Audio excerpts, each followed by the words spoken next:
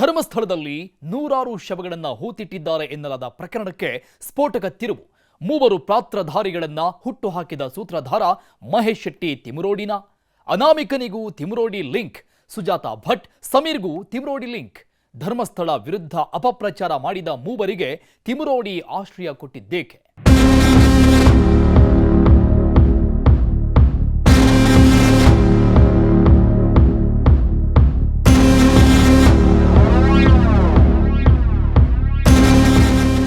ಅನನ್ಯ ಭಟ್ ನಿಮ್ಮ ಮಗಳು ಅನ್ನೋ ಕತೆ ಸತ್ಯನ ಸುಳ್ಳು? ಈಗ ಅಸಲಿ ಆಟ ಶುರು. ಆಟ ಅಲ್ಲ, ಶಿವ ತಾಂಡವಾಯಿಸದು.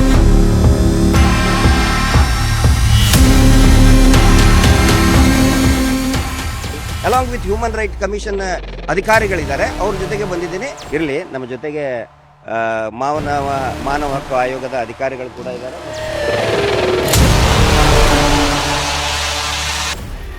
ಧರ್ಮಸ್ಥಳದಲ್ಲಿ ನೂರಾರು ಶವಗಳನ್ನು ಹೂತಿಟ್ಟಿದ್ದಾರೆ ಎನ್ನಲಾಗಿದ್ದ ಪ್ರಕರಣ ಕ್ಲೈಮ್ಯಾಕ್ಸ್ ಹಂತಕ್ಕೆ ಬಂದು ತಲುಪಿದ್ಯಾ? ಹೌದು, ಎಸ್ ಅಂತಿದೆ ಎಸ್ಐಟಿ. ಅನಾಮಿಕನ ಹಿಂದೆ ನಿಂತಿದ್ದಂತಹ ಮಾಸ್ಟರ್ ಮೈಂಡ್ ಅಥವಾ ಷಡ್ಯಂತ್ರ ರೂಪಿಸಿದವರಿಗೆ ಎಸ್ಐಟಿ ಈಗ ತುಂಬಾ ಹತ್ತಿರ ಆಗಿದೆಯಂತೆ. ಆತ ಈ ಬಾರಿ ತಪ್ಪಿಸಿಕೊಳ್ಳೋದಿಕ್ಕೇ ಆಗದಂತೆ ತ್ರಿಶೂಲ ವ್ಯೂಹವನ್ನೇ ರಚಿಸಿದ್ಯಂತೆ.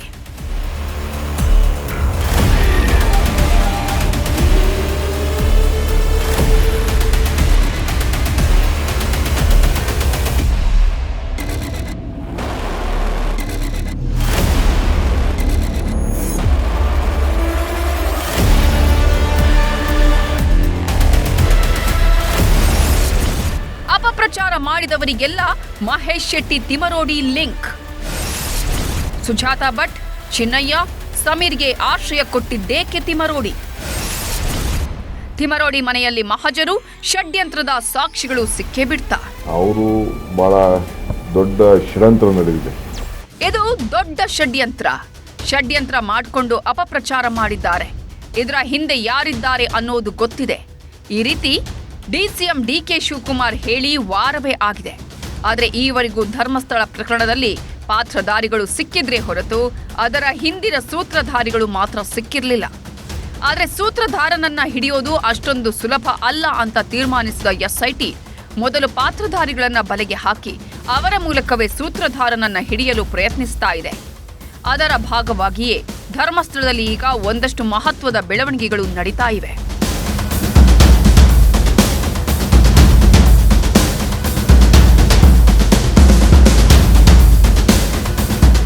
ಧರ್ಮಸ್ಥಳ ಪ್ರಕರಣವನ್ನ ತನಿಖೆ ಮಾಡ್ತೀವಿ ಅಂತ ಬಂದ ಎಸ್ಐಟಿ ಮೊದಲು ಮೂವರು ಪಾತ್ರಧಾರಿಗಳನ್ನ ಕಂಡು ಹಿಡಿಯೋ ಕೆಲಸ ಮಾಡಿತ್ತು. ಅವರ ಮುಖವಾಡ ಕಳಚಿ ಅವರ ನಿಜ ರೂಪವನ್ನ ಬಯಲು ಮಾಡಿತ್ತು. ಅದರಲ್ಲಿ ಒಬ್ಬ ಮಾಸ್ಕ್ ಮ್ಯಾನ್ ಅಥವಾ ಚಿನ್ನಯ್ಯ. ಈಗ ಸುಜಾತಾ ಭಟ್ ಮುಖವಾಡ ಸಹ ಬಯಲಾಗಿದೆ. ಎಸ್ಐಟಿ ಡ್ರಿಲ್ ಮಾಡೋದಕ್ಕೂ ಮುನ್ನವೇ ಅವರೇ ಸತ್ಯ ಒಪ್ಕೊಂಡಿದ್ದಾರೆ. ಅನನ್ಯ ಭಟ್ ನನ್ನ ಮಗಳಲ್ಲ ಅಂತ ಸಾಕಷ್ಟು ಕಡೆ ಹೇಳ್ಬಿಟ್ಟಿದ್ದಾರೆ. ಇದನ್ನ ಕೇಳಿದ ನಂತರ ಎಸ್ಐಟಿ ಮಾತ್ರ ಸುಮ್ಮನೆ ಇರತ್ತಾ? ಬುಲಾವ್ ಕೊಟ್ಟು ಸುಜಾತಾ ಭಟ್ ಅವರನ್ನ ವಿಚಾರಣೆ ಮಾಡ್ತಾ ಇದೆ. ಇನ್ನು ಮೂರನೇ ಪಾತ್ರಧಾರಿ ಸುಳ್ಳು ಸುದ್ದಿಯನ್ನ ಹಬ್ಬಿಸಿದ್ದ ಸಮೀರ್. ಈತನ ಬಗ್ಗೆ ಎಸ್ಐಟಿ ಅಖಾಡಕ್ಕೆ ಇಳಿಯೋಕೆ ಮುನ್ನವೇ ಪೊಲೀಸರೇ ಆತನ ಬಂಡವಾಳ ಬಯಲು ಮಾಡಲು ನೋಡ್ತಿದ್ದಾರೆ. ಕಳೆದ 2 ದಿನಗಳಿಂದ ಸುಮಾರು 9 ಗಂಟೆಗಳ ಕಾಲ ಸಮೀರ್ನನ್ನ ವಿಚಾರಣೆ ಮಾಡಿರೋ ಪೊಲೀಸರು ಇನ್ನೂ ನಿನ್ನ ಹತ್ರ ಕೆಲಸ ಇದೆ, ಕರೆದಾಗ ಬರ್ಬೇಕು, ಕೇಳಿದ್ದನ್ನೆಲ್ಲ ತರಬೇಕು ಅಂತ ಹೇಳಿ ಕಳುಹಿಸಿದ್ದಾರಂತೆ.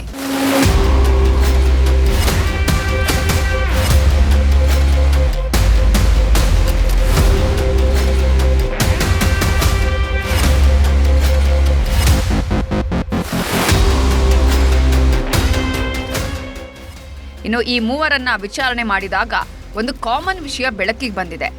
ಅದೇನಪ್ಪಾ ಅಂದ್ರೆ, ಮಹೇಶ್ ಶೆಟ್ಟಿ ತಿಮರೋಡಿ ಧರ್ಮಸ್ಥಳದಲ್ಲಿ ಅತ್ಯಾಚಾರಗಳು, ಅಸಹಜ ಸಾವುಗಳು ನಡೀತಾ ಇವೆ ಅಂತ ದಶಕಗಳಿಂದ ಹೋರಾಟ ಮಾಡ್ಕೊಂಡು ಬಂದಿರೋ ತಿಮರೋಡಿಯ ಹೆಸರು ಮುನ್ನೆಲೆಗೆ ಬಂದಿದೆ. ಧರ್ಮಸ್ಥಳ ವಿರುದ್ಧ ಈಗ ಅಪಪ್ರಚಾರ ಮಾಡಿ ಸಿಕ್ಕಿಬಿದ್ದಿರೋ ಮೂವರು ಸಹ ಕೆಲವು ದಿನಗಳ ಹಿಂದೆ ತಿಮರೋಡಿ ಮನೆಗೆ ಬಂದು ಹೋಗಿದ್ರು. ಅದರಲ್ಲೂ ಬುರುಡೆಗಳನ್ನ ತೆಗೆದುಕೊಡ್ತೀನಿ ಅಂತ ಬಂದಿದ್ದ ಚಿನ್ನಯ್ಯ ತಿಮರೋಡಿ ಮನೆಯಲ್ಲೇ ಇದ್ದ ಅನ್ನೋದು ಗೊತ್ತಾಗಿದೆ.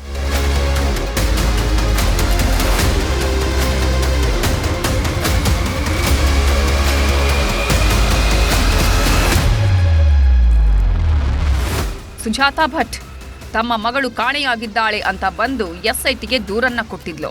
ಯಾವುದೋ ಫೋಟೋ ಸಹ ರಿಲೀಸ್ ಮಾಡಿದ್ಲು. ಆ ನಂತರ ಅನನ್ಯ ಭಟ್ ನನ್ನ ಮಗಳಲ್ಲ, ನನಗೆ ಗೊತ್ತಿರೋರ ಮಗಳು ಅಂದಿದ್ಲು. ಆಸ್ತಿಗಾಗಿ ಸುಳ್ಳು ಹೇಳ್ತಾ ಇದ್ದೀನಿ ಅಂದಿದ್ಲು. ಹೀಗೆ ಗಂಟೆಗೊಂದು ಕ್ಷಣಕ್ಕೊಂದು ಹೇಳಿ ತಗ್ಲಾಕೊಂಡಿರೋ ಸುಜಾತಾ ಭಟ್ ಕೆಲವು ದಿನಗಳ ಕಾಲ ಮಹೇಶ್ ಶೆಟ್ಟಿ ತಿಮರೋಡಿ ಮನೆಯಲ್ಲೇ ಉಳ್ಕೊಂಡಿದ್ಲು ಅನ್ನೋದು ಗೊತ್ತಾಗಿದ್ದು, ಈಗ ಆ ನಿಟ್ಟಿನಲ್ಲೂ ವಿಚಾರಣೆ ನಡೀತಾ ಇದೆ. ಬೆಳಗ್ಗೆ 5 ಗಂಟೆಗೆ ತಮ್ಮ ವಕೀಲರೊಂದಿಗೆ ಧರ್ಮಸ್ಥಳಕ್ಕೆ ಬಂದಿರೋ ಸುಜಾತಾ ಭಟ್ ವಿಚಾರಣೆಯನ್ನ ಎದುರಿಸುತ್ತಿದ್ದಾರೆ.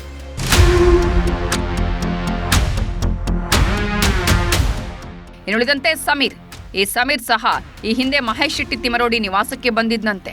ಮಾಸ್ಕ್ ಮ್ಯಾನ್ ಚಿನ್ನಯ್ಯ ಮಹೇಶ್ ಶೆಟ್ಟಿ ಮನೆಯಲ್ಲೇ ಆಶ್ರಯ ಪಡೆದಿದ್ರಿಂದ ಅಲ್ಲಿಗೆ ಹೋಗಿದ್ದ ಸಮೀರ್ ಅಲ್ಲೇ ಚಿನ್ನಯ್ಯನ ಸಂದರ್ಶನ ಸಹ ಮಾಡದ್ನಂತೆ. ಮಾಸ್ಕ್ ಇಲ್ಲದೆಯೇ ಸಂದರ್ಶನಗಳನ್ನ ಮಾಡಿಕೊಂಡು ಅದನ್ನ ಪ್ರಸಾರ ಮಾಡದೆ ಇಟ್ಕೊಂಡಿದ್ದಾನೆ. ಮಹೇಶ್ ಶೆಟ್ಟಿ ಕೆಲವರನ್ನ ಕರೆಸಿ ಅವರ ಯೂಟ್ಯೂಬ್ ಚಾನೆಲ್ಗಳಿಗೆ ಸಂದರ್ಶನಗಳನ್ನು ಕೊಡಿಸಿದ್ದಾನೆ ಅಂತ ಹೇಳಲಾಗ್ತಿದೆ. ಇನ್ನು ಈಗ 2 ದಿನಗಳಿಂದ ಪೊಲೀಸರ ವಿಚಾರಣೆಗೆ ಹಾಜರಾಗ್ತಾ ಇರೋ ಸಮೀರ್ ವಿಚಾರಣೆಗೆ ಬರ್ತಾ ಇರೋದೇ ಮಹೇಶ್ ಶೆಟ್ಟಿ ಅವರ ಕಾರುಗಳಲ್ಲಿ. ಮಹೇಶ್ ಶೆಟ್ಟಿ ಅವರ ಸಹೋದರನ ಕಾರಿನಲ್ಲಿ. ಅವರ ಸಹೋದರರ ಮಗನೇ ಸಮೀರ್ನನ್ನ ವಿಚಾರಣೆಗೆ ಕರ್ಕೊಂಡು ಬರ್ತಿದ್ದಾನೆ. ಆ ಮೂಲಕ ಸಮೀರ್ಗೂ ಆಶ್ರಯ ಮತ್ತು ಬೆಂಬಲ ಕೊಟ್ಟಿರೋದು ತಿಮರೋಡಿ ಅಂತ ಗೊತ್ತಾಗಿದೆ. ಈಗ ಅಸಲಿ ಆಟ ಶುರು. ಆಟ ಅಲ್ಲ, ಶಿವ ತಾಂಡವ ಈ ಸತಿ. ಇನ್ನು ಚಿನ್ನಯ್ಯನನ್ನ ಕರ್ಕೊಂಡು ಬಂದು ದೂರುದಾರನಾಗಿ ಬದಲಾಯಿಸಿದ್ದೇ ಮಹೇಶ್ ಶೆಟ್ಟಿ ತಿಮರೋಡಿ ಅಂತ ಹೇಳೋರೂ ಇದ್ದಾರೆ.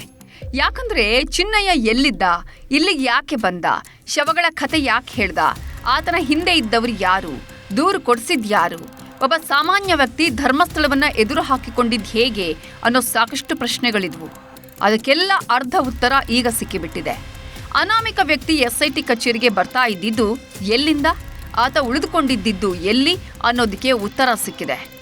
ಮಹೇಶ್ ಶೆಟ್ಟಿ ತಿಮರೋಡಿ ನಿವಾಸ ಹಾಗೂ ಅವರ ಸಹೋದರನ ನಿವಾಸದಲ್ಲಿ ಚಿನ್ನಯ್ಯ ಉಳಿದುಕೊಂಡಿರುವುದು ಗೊತ್ತಾಗಿದ್ದು SIT ಈಗ ಅಲ್ಲಿ ಸರ್ಚ್ ಆಪರೇಷನ್ ನಡೆಸಿದೆ.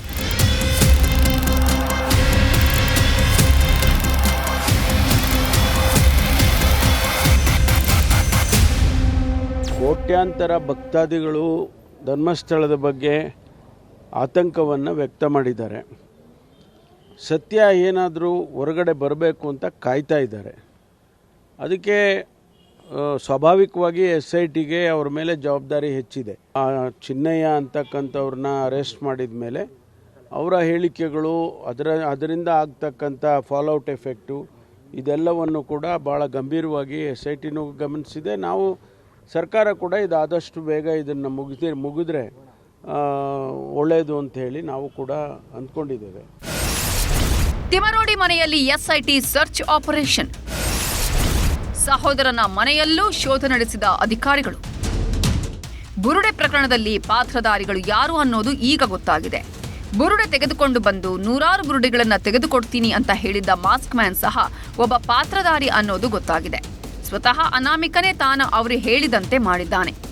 ಆಮಿಷಕ್ಕೆ ಒಳಗಾಗಿ ಇದೆಲ್ಲ ಮಾಡಿದೆ ಅಂತ ಒಪ್ಕೊಂಡಿದ್ದಾನಂತೆ. ಹಾಗಾಗಿ ಪಾತ್ರಧಾರಿಗಳ ಹಿಂದಿನ ಸೂತ್ರಧಾರ ಯಾರು ಅನ್ನೋದು ತಿಳಿಯಲು SIT ಮುಂದಾಗಿದೆ. ಚಿನ್ನಯ್ಯ ಯಾರ ಬಗ್ಗೆ ಹೇಳಿದ್ನೋ ಅವರನ್ನ ಹಿಡಿಯಲು ಮುಂದಾಗಿರೋ SIT ಅದಕ್ಕೂ ಮುನ್ನ ಬೇಕಾದ ದಾಖಲೆಗಳನ್ನು ಸಂಗ್ರಹಿಸಲು ಮುಂದಾಗಿದೆ.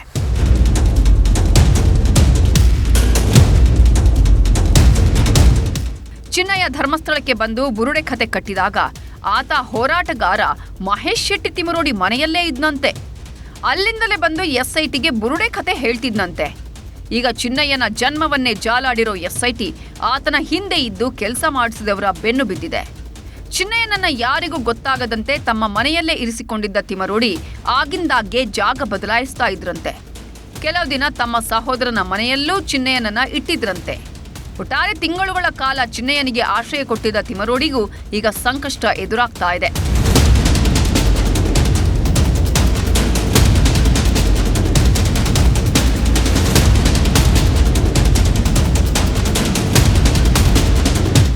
ಮಹೇಶ್ ಶೆಟ್ಟಿ ತಿಮರೋಡಿ ಅನಾಮಿಕನಿಗೆ ಆಶ್ರಯ ಕೊಟ್ಟಿದ್ದು ಗೊತ್ತಾಗ್ತಾ ಇದ್ದಂತೆ ಅಖಾಡಕ್ಕೆ ಇಳಿದಿರೋ SIT ಅಧಿಕಾರಿಗಳು ಬೆಳಗ್ಗೆಯೇ ಅನಾಮಿಕ ಇದ್ದಂತಹ ತಿಮರೋಡಿಯ ನಿವಾಸಗಳ ಮೇಲೆ ದಾಳಿ ಮಾಡಿದ್ದಾರೆ. ಸುಮಾರು 10ಕ್ಕೂ ಹೆಚ್ಚು ಕಾರುಗಳಲ್ಲಿ ಬಂದ ಅಧಿಕಾರಿಗಳು ಏಕಕಾಲದಲ್ಲಿ ತಿಮರೋಡಿ ಮತ್ತು ಆತನ ಸಹೋದರ ಮೋಹನ್ ಕುಮಾರ್ ತಿಮರೋಡಿ ಮನೆಯಲ್ಲಿ ಶೋಧ ನಡೆಸಿದೆ. ಮಹಜರು ಮಾಡೋದಿಕ್ಕೆ ಅಂತ ಬಂದ ಅಧಿಕಾರಿಗಳು ಮಹಜರು ಮಾಡೋದ್ರ ಜೊತೆಗೇನೆ ಚಿನ್ನಯ್ಯನಿಗೆ ಸೇರಿದ ಒಂದಷ್ಟು ವಸ್ತುಗಳನ್ನು ತೆಗೆದುಕೊಂಡು ಹೋಗಿದ್ದಾರೆ.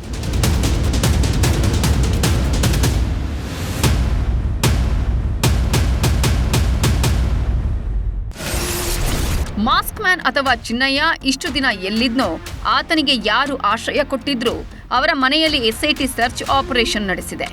ಚಿನ್ನಯ್ಯ ಉಳಿದುಕೊಂಡಿದ್ದ ಮನೆಯನ್ನ ಮಹಜರು ಮಾಡಿದೆ. ಮಹೇಶ್ ಶೆಟ್ಟಿ ತಿಮರೋಡಿ ಮತ್ತು ಆತನ ಸಹೋದರನ ಮನೆಯಲ್ಲಿ ಈ ಶೋಧ ನಡೆದಿದೆ. ಚಿನ್ನಯ್ಯ ಉಳಿದುಕೊಂಡಿದ್ದ ರೂಮ್ನಲ್ಲಿ ಎಸ್ಐಟಿ ಮಹಜರು ಮಾಡಿದ್ದು ಅಲ್ಲಿಂದ ಚಿನ್ನಯ್ಯನ ಮೊಬೈಲ್, ಚಿನ್ನಯ್ಯನ ಬಟ್ಟೆಗಳು, ಆತನಿಗೆ ಸೇರಿದ ವಸ್ತುಗಳನ್ನ ಎಸ್ಐಟಿ ವಶಪಡಿಸಿಕೊಂಡಿದೆ. ಅಷ್ಟೇ ಅಲ್ಲದೆ ತಿಮರೋಡಿ ಮನೆಯ ಸಿಸಿಟಿವಿ ಮತ್ತು ಹಾರ್ಡ್ ಡಿಸ್ಕ್ಗಳನ್ನು ವಶಕ್ಕೆ ಪಡ್ಕೊಂಡಿದೆಯಂತೆ.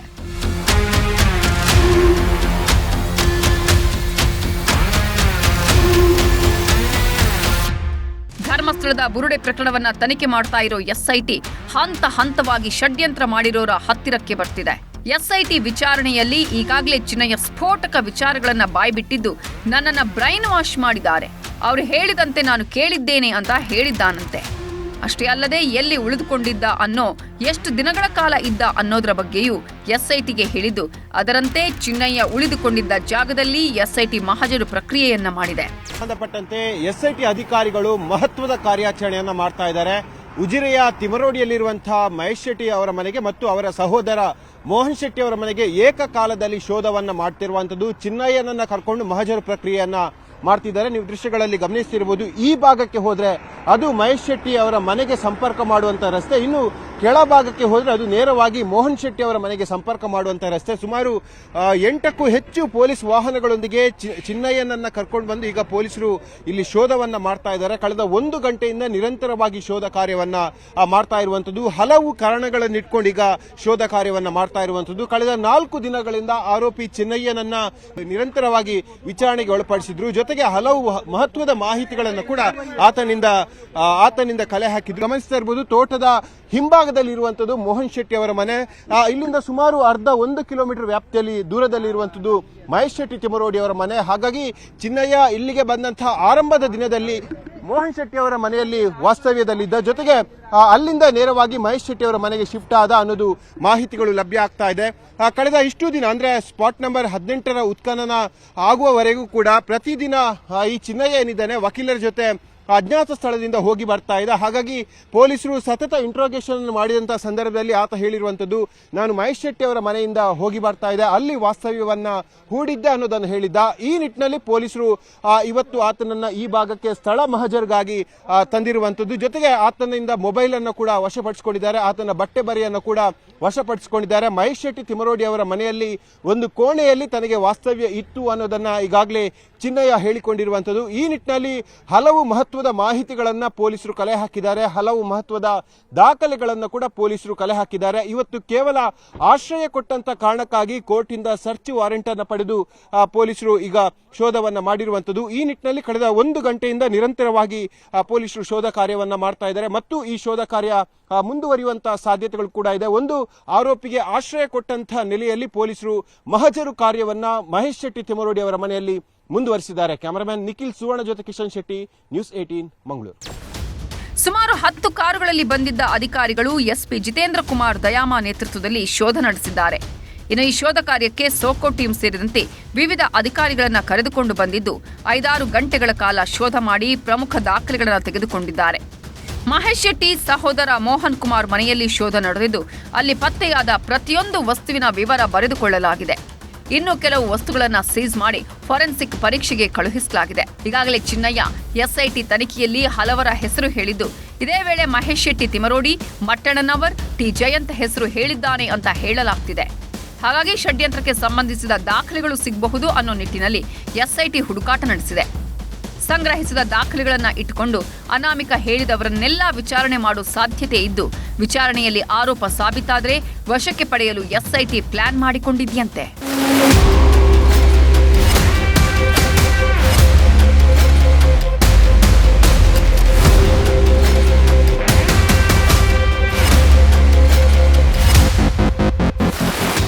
ಒಂದು ಕಡೆ ಮಹೇಶ್ ಶೆಟ್ಟಿ ತಿಮರೋಡಿ ಮನೆಯಲ್ಲೇ ಸರ್ಚ್ ಆಪರೇಷನ್ ನಡೀತಾ ಇದ್ದಾಗಲೇ ಮತ್ತೊಂದು ಕಡೆ ಬುರುಡೆ ಚಿನ್ನಯ್ಯನ ಎಸ್ಐಟಿ ಕಚೇರಿಗೆ ಕರ್ಕೊಂಡು ಬರ್ತಾ ಇದ್ದ ಕಾರಿನ ಬಗ್ಗೆಯೂ ತನಿಖೆ ನಡೆದಿದೆ.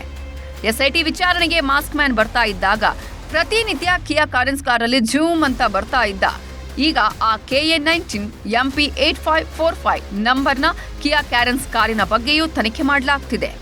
ಈ ಕಾರು ಉಜಿರೆಯ ಪ್ರಮೋದ್ ಕುಮಾರ್ ಶೆಟ್ಟಿ ಅನ್ನುವರಿಗೆ ಸೇರಿದ ಕಾರು ಅನ್ನೋದು ಗೊತ್ತಾಗಿದ್ದು, ಇದೇ ಕಾರಿನಲ್ಲಿ ನಿತ್ಯ ತಿಮರೋಡಿ ಮನೆಯಿಂದ ವಕೀಲರ ಜೊತೆಗೆ ಚಿನ್ನಯ್ಯ ಆಗಮಿಸ್ತಾ ಇದ್ದ.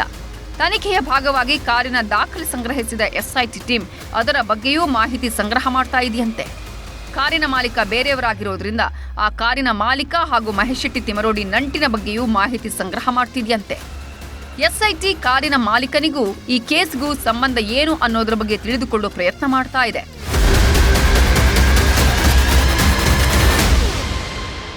ಧರ್ಮಸ್ಥಳ ಪ್ರಕರಣವನ್ನ ತುಂಬಾ ಸೀರಿಯಸ್ ಆಗಿ ತೆಗೆದುಕೊಂಡಿರೋ ಎಸ್ಐಟಿ ಒಂದು ಸಣ್ಣ ಸುಳಿವನ್ನು ಬಿಡದೆ ಎಲ್ಲವನ್ನ ತನಿಖೆ ಮಾಡ್ತಾ ಇದೆ. ಸಿಕ್ಕ ಯಾವ ಸಾಕ್ಷಿಗಳನ್ನು ಬಿಡದೆ ಸಂಗ್ರಹ ಮಾಡ್ತಾ ಇದೆ. ಸದ್ಯಕ್ಕೆ ಚಿನ್ನಯ್ಯನನ್ನ ಮಾತ್ರ ವಿಚಾರಣೆ ಮಾಡಿದ್ದು, ಅವನ ಮೂಲಕ ಗೊತ್ತಾದ ಮಾಹಿತಿಯಂತೆ ತಿಮರೋಡಿ ಮನೆಯಲ್ಲಿ ಸರ್ಚ್ ಮಾಡಿರೋ ಎಸ್ಐಟಿ ಈಗ ಸ್ವತಃ ತಿಮರೋಡಿಯನ್ನೇ ವಿಚಾರಣೆಗೆ ಕರೆಯಬಹುದು ಅಂತ ಹೇಳಲಾಗ್ತಾ ಇದೆ. ಚಿನ್ನಯ್ಯ ನಿಮ್ಮ ಹೆಸರು ಹೇಳಿದ್ದಾನೆ, ನಿಮ್ಗೂ ಷಡ್ಯಂತ್ರ ಪ್ರಕರಣಕ್ಕೂ ಏನ್ ಸಂಬಂಧ, ಆತನಿಗೆ ನಿಮ್ಮ ಮನೆಯಲ್ಲಿ ಆಶ್ರಯ ಕೊಟ್ಟಿದ್ದು ಯಾಕೆ ಅನ್ನೋದನ್ನ ವಿಚಾರಣೆ ಮಾಡಲು ಎಸ್ಐಟಿ ತೀರ್ಮಾನ ಮಾಡಿದೆಯಂತೆ. ಎಸ್ಐಟಿ ತಿಮರೋಡಿ ಮನೆಗೆ ಮಹಜರು ಪ್ರಕ್ರಿಯೆಗೆ ಹೋದಾಗ ಮನೆಯಲ್ಲಿ ತಿಮರೋಡಿ ಇರಲಿಲ್ಲ. ಆದರೂ ಸಹ ಮನೆಯಲ್ಲಿದ್ದ ಕೆಲವೊಂದು ದಾಖಲೆಗಳನ್ನು ತೆಗೆದುಕೊಂಡು ಬರಲಾಗಿದೆ. ಸಿಸಿಟಿವಿ ಹಾರ್ಡ್ ಡಿಸ್ಕ್ ಸಹ ತೆಗೆದುಕೊಂಡು ಬರಲಾಗಿದೆ. ಒಂದು ವೇಳೆ ಅದರಲ್ಲಿ ಪ್ರಮುಖ ಮಾಹಿತಿ ಏನಾದರೂ ಗೊತ್ತಾದರೆ ಮಹೇಶ್ ಶೆಟ್ಟಿ ತಿಮರೋಡಿಯನ್ನ ನೋಟಿಸ್ ಕೊಟ್ಟು ವಿಚಾರಣೆಗೆ ಕರೆಯುವ ಸಾಧ್ಯತೆ ಇದೆ. ಇಲ್ಲವಾದರೆ ವಶಕ್ಕೆ ಪಡೆದೇ ವಿಚಾರಣೆ ಮಾಡಬಹುದು ಅಂತ ಹೇಳಲಾಗ್ತಾ ಇದೆ. ಎಸ್ಐಟಿ ಸುಜಾತಾ ಭಟ್ ಮತ್ತು ಸಮೀರ್ನನ್ನು ವಿಚಾರಣೆ ಮಾಡಲು ತೀರ್ಮಾನಿಸಲಿದ್ದು, ಅವರು ಸಹ ಮಹೇಶ್ ಶೆಟ್ಟಿ ತಿಮರೋಡಿ ಬಗ್ಗೆ ಹೇಳಿದ್ರೆ ಆಗ ತಿಮರೋಡಿಗೆ ಸಂಕಷ್ಟ ಎದುರಾಗೋದು ಫಿಕ್ಸ್ ಅಂತ ಹೇಳಲಾಗ್ತಾ ಇದೆ. ಯಾಕಂದ್ರೆ ಸಮೀರ್ ಮತ್ತು ಸುಜಾತಾ ಭಟ್ ಸಹ ತಿಮರೋಡಿ ಮನೆಗೆ ಬಂದಿದ್ರು, ಕೆಲ ಕಾಲ ಉಳಿದಿದ್ರು ಅನ್ನೋ ಮಾಹಿತಿ ಇದೆ. ಹಾಗಾಗಿ ಅವರ ವಿಚಾರಣೆಯೂ ನಡೆಸಿ ಆನಂತರ ತಿಮರೋಡಿಗೆ ಡ್ರಿಲ್ ಮಾಡೋ ಸಾಧ್ಯತೆ ಇದೆ.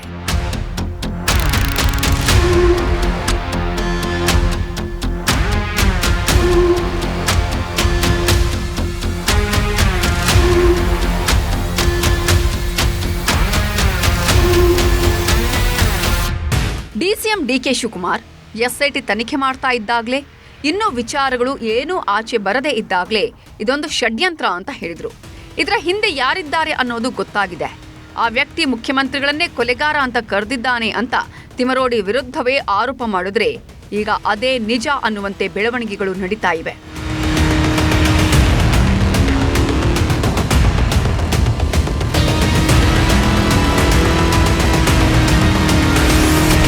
ಡಿಕೆಶಿ ಹೇಳಿದ್ದೇ ನಿಜಾನ? ತಿಮರೋಡಿ ಸೂತ್ರಧಾರಿನ? ಮಹೇಶ್ ಶೆಟ್ಟಿ ತಿಮರೋಡಿ ಬಗ್ಗೆ ಚಿನ್ನಯ್ಯ ಹೇಳಿದ್ದು ಏನಿಲ್ಲ? ಮಾಸ್ಕ್ ಮ್ಯಾನ್ ಹೇಳಿದ್ದು ಬುರುಡೆ ಕತೆ ಅನ್ನೋದು ಗೊತ್ತಾಗ್ತಾ ಇದ್ದಂತೆ ಕಾರ್ಯಪ್ರವೃತ್ತರಾದ ಎಸ್ಐಟಿ ಬುರುಡೆ ಕತೆ ಕಟ್ಟಿದ್ದ ಮಾಸ್ಟರ್ ಮೈಂಡ್ ಯಾರು ಅನ್ನೋದನ್ನ ಪತ್ತೆ ಹಚ್ಚಲು ಮುಂದಾಗಿದೆ. ಷಡ್ಯಂತ್ರದ ಬಗ್ಗೆ ಅನಾಮಿಕನನ್ನ ವಿಚಾರಣೆ ಮಾಡಿದಾಗ ಆತ ಒಂದಷ್ಟು ಹೆಸರುಗಳನ್ನ ಹೇಳಿದ್ದು, ಅದರಲ್ಲಿ ಮಹೇಶ್ ಶೆಟ್ಟಿ ತಿಮರೋಡಿ ಹೆಸರು ಸಹ ಇದೆಯಂತೆ. ಅದಕ್ಕಿಂತ ಮುಖ್ಯ ವಿಚಾರ ಏನಂದ್ರೆ, ಈ ಅನಾಮಿಕನಿಗೆ ಆಶ್ರಯ ಕೊಟ್ಟಿದ್ದು, ವಕೀಲರ ಜೊತೆ ತನಿಖೆಗೆ ಕಳುಹಿಸಿಕೊಟ್ಟಿದ್ದು ಎಲ್ಲವೂ ತಿಮರೋಡಿಯೇ ಅನ್ನೋದು ಗೊತ್ತಾಗಿದೆ. ಹಾಗಾಗಿ ತಿಮರೋಡಿಯೇ ಇಡೀ ಪ್ರಕರಣದ ಸೂತ್ರಧಾರಿ ಅನ್ನೋ ನಿಟ್ಟಿನಲ್ಲಿ ಎಸ್ಐಟಿ ಆ ವ್ಯಕ್ತಿಗೆ ಬಲೆ ಬೀಸಲು ತೀರ್ಮಾನಿಸಿದೆ.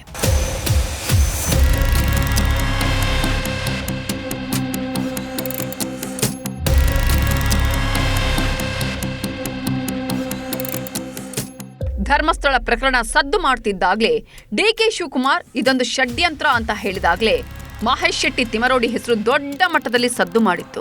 ಸದನದಲ್ಲೇ ಮಹೇಶ್ ಶೆಟ್ಟಿಯನ್ನ ಬಂಧಿಸಬೇಕು ಅನ್ನೋ ಒತ್ತಾಯವೂ ಕೇಳಿ ಬಂದಿತ್ತು. ಇದೆಲ್ಲ ಆದ ನಂತರ ಮಹೇಶ್ ಶೆಟ್ಟಿ ತಿಮರೋಡಿ ವಿರುದ್ಧ ಉಡುಪಿಯಲ್ಲಿ ಪ್ರಕರಣವೊಂದು ದಾಖಲಾಗಿತ್ತು. ಬಿಎಲ್ ಸಂತೋಷ್ ಅವರನ್ನ ನಿಂದಿಸಿದ್ದಾರೆ ಅನ್ನೋ ಪ್ರಕರಣದಲ್ಲಿ ಮಹೇಶ್ ಶೆಟ್ಟಿಯ ಬಂಧನ ಸಹ ಆಗಿತ್ತು. ಆದರೆ ತಿಮರೋಡಿ ಬೇಲ್ ಮೇಲೆ ಆಚೆ ಬಂದಿದ್ದಾರೆ. ಅವರು ನಿಂದನೆ ಪ್ರಕರಣದಲ್ಲಿ ಅರೆಸ್ಟ್ ಆದಾಗಲೇ ಧರ್ಮಸ್ಥಳ ಪ್ರಕರಣಕ್ಕೆ ಸಂಬಂಧಿಸಿದಂತೆ ಬಂಧಿಸಲಾಗಿದೆ ಅನ್ನೋ ಸುದ್ದಿಗಳು ಹರಿದಾಡಿದವು. ಆದರೆ ಆಗೆಲ್ಲ ಸೈಲೆಂಟ್ ಆಗಿ ಇದ್ದ ಎಸ್ಐಟಿ ಈಗ ತಿಮರೋಡಿ ಹಿಂದೆ ಬಿದ್ದಿದೆ. ಒಂದೊಂದೇ ಎಳೆಯನ್ನ ಹಿಡಿದುಕೊಂಡು ಹೋಗಿ ಈಗ ತಿಮರೋಡಿ ಮನೆಯಲ್ಲೇ ಶೋಧ ನಡೆಸಿದೆ.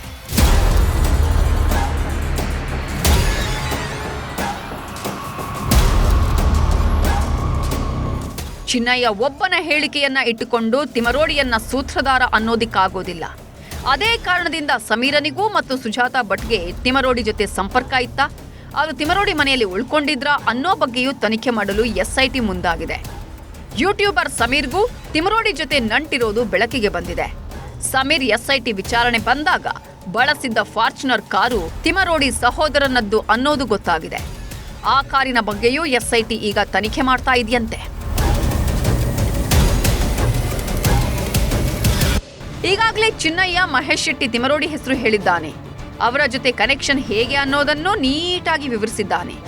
ಅದೇ ರೀತಿ ಸಮೀರ್ನನ್ನೂ ವಿಚಾರಣೆ ಮಾಡಿ ಸೂತ್ರಧಾರನ ಬಗ್ಗೆ ಕೇಳಬೇಕು ಅಂತ ಎಸ್ಐಟಿ ತೀರ್ಮಾನಿಸಿದೆ. ಅಲ್ಲದೆ ಸುಜಾತಾ ಭಟ್ ತಿಮರೋಡಿ ನಿವಾಸಕ್ಕೆ ಭೇಟಿ ಕೊಟ್ಟಿದ್ದರ ಬಗ್ಗೆಯೂ ಎಸ್ಐಟಿ ಪ್ರಶ್ನೆಗಳನ್ನ ಮಾಡಲಿದೆಯಂತೆ. ಈ ಮೂವರ ಮೂಲಕವೇ ಎಸ್ಐಟಿ ತಿಮರೋಡಿಗೆ ತ್ರಿಶೂಲ ವ್ಯೂಹ ರಚಿಸಲಿದೆ ಅಂತ ಹೇಳಲಾಗ್ತಿದೆ. ಕೆಲವೇ ದಿನಗಳಲ್ಲಿ ಸಮೀರ್ ಮತ್ತು ಸುಜಾತಾ ವಿಚಾರಣೆ ಸಹ ನಡೆಯಲಿದ್ದು, ಅವರು ಸಹ ತಿಮರೋಡಿ ಹೆಸರು ಹೇಳಿದ್ರೆ ಅವರನ್ನ ವಶಕ್ಕೆ ಪಡೆದು ವಿಚಾರಣೆ ಮಾಡೋ ಸಾಧ್ಯತೆ ಇದೆ. ಷಡ್ಯಂತ್ರ ಮಾತ್ರ ಅಲ್ಲ, ಶವಗಳ ಬಗ್ಗೆಯೂ ತನಿಖೆ. ಡಿಕೆ ಶಿವಕುಮಾರ್ ಧರ್ಮಸ್ಥಳ ಪ್ರಕರಣವನ್ನ ಷಡ್ಯಂತ್ರ ಅಂತ ಕರೆದಾಗಲೇ ಪ್ರಕರಣ ಇಲ್ಲಿಗೆ ಮುಗಿಯತ್ತೆ, ಎಸ್ಐಟಿ ತನಿಖೆಯೇ ನಿಂತು ಹೋಗುತ್ತೆ ಅಂತ ಎಲ್ಲರೂ ಅಂದ್ಕೊಂಡಿದ್ರು. ಆದರೆ ಸದನದಲ್ಲಿ ಪರಮೇಶ್ವರ್ ಬೇರೆಯದ್ದೇ ರೀತಿಯಲ್ಲಿ ಹೇಳಿದ್ರು. ತನಿಖೆ ಇನ್ನೂ ಪ್ರಾಥಮಿಕ ಹಂತದಲ್ಲಿದೆ, ಶವಗಳು ಸಿಕ್ಕಿಲ್ಲ ಅಂತ ಸುಮ್ಮನೆ ಆಗಲು ಆಗೋದಿಲ್ಲ. ಶವಗಳ ಶೋಧ ನಡೆದ ಸ್ಥಳಗಳ ಮಣ್ಣು ಸಹ ಮುಖ್ಯ. ಆ ಮಣ್ಣನ್ನು ಪರೀಕ್ಷೆ ಮಾಡ್ತೀವಿ. ಮೂಳೆಗಳು ಕರಗಿರೋ ಸಾಧ್ಯತೆ ಇರೋದ್ರಿಂದ ಆ ಮಣ್ಣಿನ ಪರೀಕ್ಷೆಯ ವರದಿ ಬಂದ ನಂತರ ಅಸಲಿ ತನಿಖೆ ಶುರುವಾಗುತ್ತೆ ಅಂತ ಹೇಳಿದ್ರು. ಆ ಸ್ಥಳಗಳಲ್ಲಿ ಅವರು ಅನಾಲಿಸಿಸ್ ಮಾಡಿ, ಕೆಮಿಕಲ್ ಅನಾಲಿಸಿಸ್ ಮಾಡಿ, DNA ಮಾಡಿ, ಹೌದು ಅಲ್ಲೇನೂ ಇರಲಿಲ್ಲ, ಏನೂ ಇಲ್ಲ, ಆ ಸ್ಯಾಂಪಲ್ನಲ್ಲಿ ಯಾವುದೇ ರೀತಿಯ ಹ್ಯೂಮನ್ ಇದು DNA ಹ್ಯೂಮನ್ ಇದು ಬರಲಿಲ್ಲ ಅಂತಾದರೆ ಅದು ಬೇರೆ ಕನ್ಕ್ಲೂಷನಿಗೆ ಬರುತ್ತೆ. ಅಥವಾ ಒಂದು ವೇಳೆ ಅಲ್ಲಿ ಆ ಮೂಳೆ ಕರಗೋಗಿದೆ ಅಥವಾ ಇನ್ನೇನೋ ಆಗಿದೆ, ಆದರೆ DNA ಬಂದಿದೆ ಅಂತಾದರೆ ಅದು ಬೇರೆ ವಿಚಾರ ಆಗ್ತದೆ. 2000ರಿಂದ 2016ರವರೆಗೆ ಧರ್ಮಸ್ಥಳ ಗ್ರಾಮದಲ್ಲಿ ಆದ ಎಲ್ಲ ಅಸಹಜ ಸಾವುಗಳ ಬಗ್ಗೆ ಎಸ್ಐಟಿ ದಾಖಲೆ ಸಂಗ್ರಹಕ್ಕೆ ಮುಂದಾಗಿದೆ. ಈಗಾಗಲೇ ಒಮ್ಮೆ ದಾಖಲೆಗಳನ್ನು ಪಡೆದುಕೊಂಡಿರುವ ಎಸ್ಐಟಿ ಈಗ ಧರ್ಮಸ್ಥಳ ಗ್ರಾಮ ಪಂಚಾಯತ್ನಲ್ಲಿ ಕರ್ತವ್ಯ ನಿರ್ವಹಿಸಿದ ಮಾಜಿ ಪಿಡಿಒಗಳಿಗೆ ನೋಟಿಸ್ ಕೊಟ್ಟಿದೆ. ವಿಚಾರಣೆಗೆ ಹಾಜರಾಗುವಂತೆ ಸೂಚಿಸಿದೆ. ಆ ಮೂಲಕ ಚಿನ್ನಯ್ಯನ ಹೇಳಿಕೆಗಳಿಗೂ ದಾಖಲೆಗಳಿಗೂ ಸಾಮ್ಯತೆಗಳನ್ನು ಹುಡುಕುವ ಪ್ರಯತ್ನ ಮಾಡ್ತಾ ಇದೆ. ಒಟ್ಟಾರೆಯಾಗಿ ಇದರ ಹಿಂದಿರುವ ಸೂತ್ರಧಾರ ಯಾರು, ಷಡ್ಯಂತ್ರ ಮಾಡಿದ್ಯಾರು, ಷಡ್ಯಂತ್ರದ ಹಿಂದೆ ಇದ್ದ ಉದ್ದೇಶ ಏನು ಅನ್ನೋದು ಎಲ್ಲವೂ ಬಯಲಾಗಬೇಕಿದೆ.